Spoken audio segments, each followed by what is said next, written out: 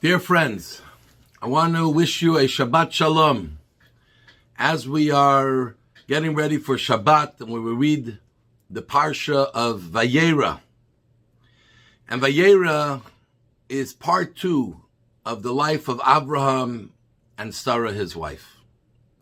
And just last week, we ended off talking about Abraham circumcising himself at the old age of 99 years old.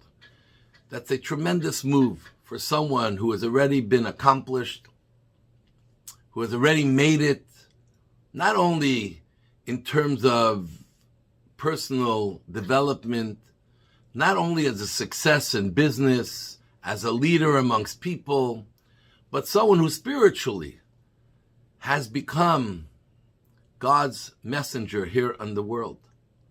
And yet God tells him at the age of 99, it's time to circumcise yourself and make an eternal mark in your body that you represent and are connected to me, and that's your driving force of your life, which is something every Jew does, every male at the age of 8 days old, their parents or the community does for them.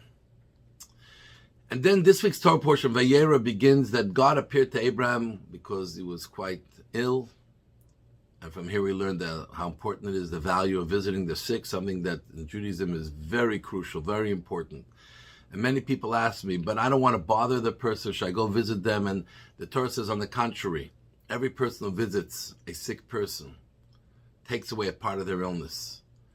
It does wonders when you visit. Obviously, you have to know when to visit. To visit someone in the hospital when the doctors are making their rounds and working with the patient is not the best time.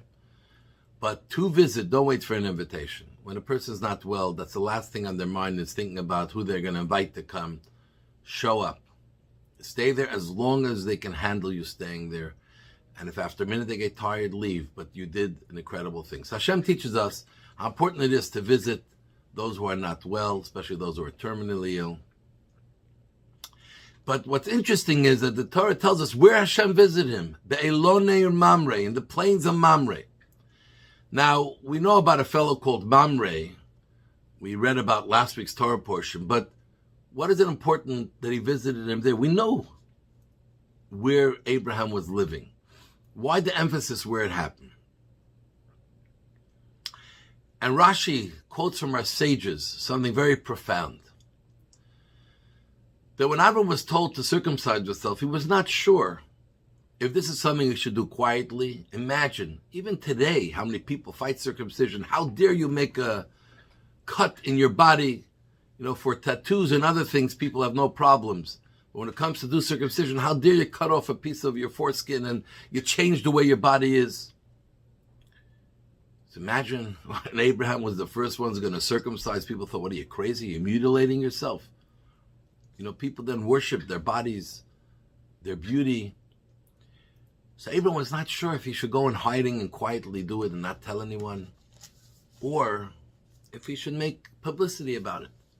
And Mamre, who wasn't a Jew, a friend of Abraham, who Abraham felt he could confide with this dilemma. And he encouraged him very strongly. If God gave you a commandment, why are you hiding it? Why are you trying to do it quietly? Scream it in the streets. Let everyone know. Make a party related to it. Let everyone know that this is a very big day in your life to do what Hashem asked. One of my friends who got inspired to start putting on tefillin every day, and after a while he told me he does it in his room quietly where no one sees, and I was thinking, and then I told him, you have 3 children. They could watch you and be inspired to know this is what a Jew does. And at some point in their life, hopefully by bar mitzvah or maybe a little later, they will want to do it themselves. But when you do it hiddenly, they definitely will not know what you do. And it won't be a natural thing to want to emulate. So Mamre said, make a big deal. And Abraham listened. And God mentioned in the Torah, in the plains of Mamre, to give him credit where credit is due. Because God agreed it has to be done publicly. And today we live in a time when this is a very serious question.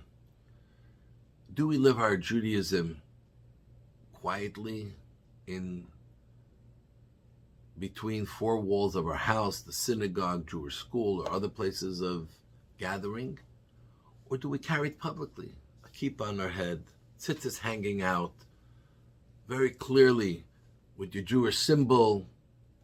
Some build the symbol, the hostage, the chai, the Magen David. How should we go about our time? And here the Torah gives us a lesson. People then were very hostile. But because they saw the confidence with which Abraham went through this special procedure and mitzvah, no one said a word. Be'etzem hayom hazeh, the Torah tells us, at that moment when anyone who really wanted could have tried to stop, everyone was frozen. No one could stop it because they realized that this was something that was coming from a deep place of faith. So too, we have to publicize so people see how devoted we are to our faith, how committed we are to Hashem, and to the values and to the traditions of Jewish life. Because that is the best way to beat anti-Semitism. That's the best way to beat hatred.